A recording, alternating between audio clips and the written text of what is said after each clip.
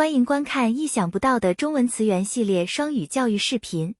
我们常说中华文化有5000年的历史，而这段历史的开端可以追溯到黄帝和炎帝时代，因此中国人自称为炎黄子孙。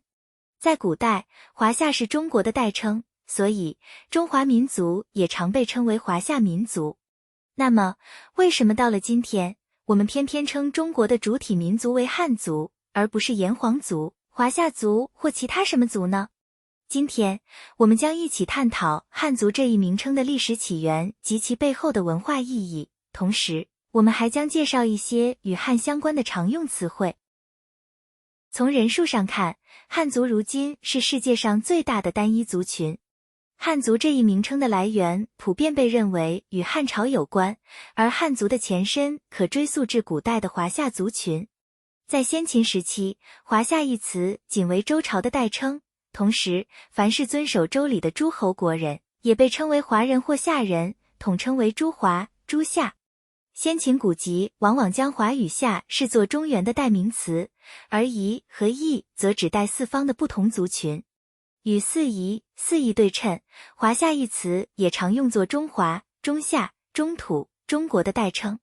公元前221年，秦始皇兼并六国，统一诸夏，建立了中国历史上第一个统一的中央集权制的封建国家。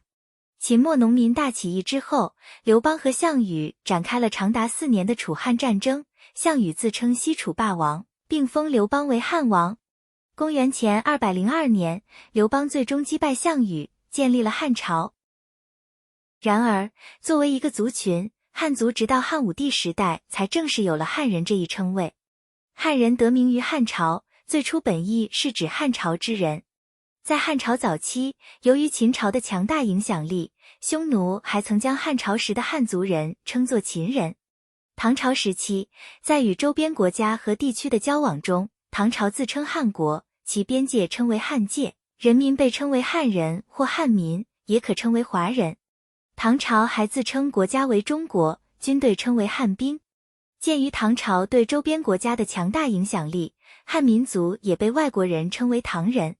到了明朝，文献中开始出现唐人一词来指代当时的汉族人，部分文献则称其为中国人。进入近代，特别是19世纪末，随着民族一词的引入，汉族逐渐取代汉人成为这一族群的正式名称。因此，今天我们所说的汉族、汉字、汉语等术语，均源自于汉王朝，而非其他朝代的名字。追溯源头，我们不禁要问，刘邦为何被封为汉王？汉朝又为何以汉字作为国号？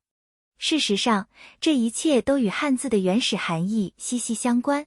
汉是一个富有诗意的字，最初指的是天河、宇宙或银河。其正体字为汉，而汉字的右边部分即锦，后来去土从大，变为现在的写法。锦是具有象征意义的，原意是指巫师祈雨的动作，巫师仰望天空，长叹一声，祈求降雨，心中所期盼的雨水仿佛来自天河，因此天河被称为汉。诗经里曾写道，惟天有汉，见亦有光，指的就是那条如镜子般反射着人间万象的银河。曹操在《观沧海》一诗中也写道，星汉灿烂，若出其里。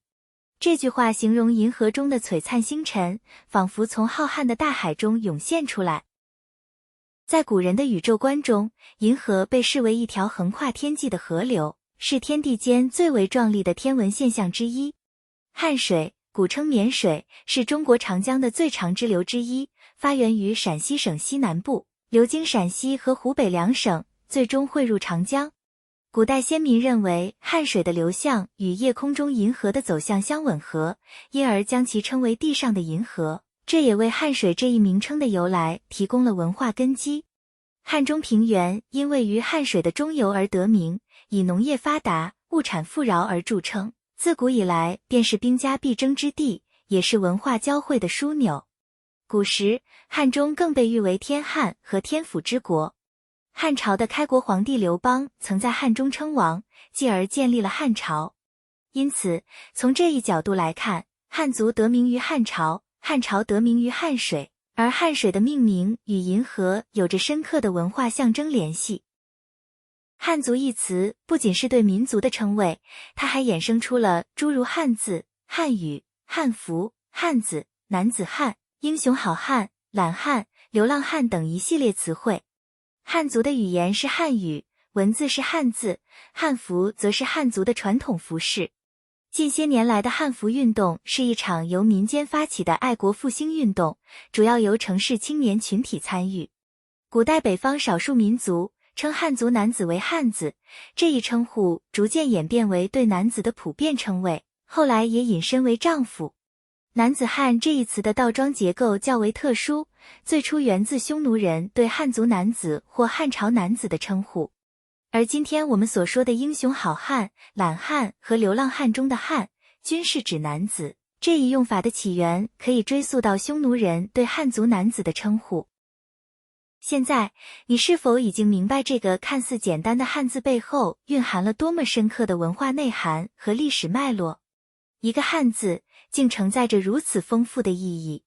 希望你能感受到那种豁然开朗的瞬间。如果你喜欢以上内容，请记得帮我们点赞。欢迎订阅我们的频道，以观看更多的优质双语教育内容。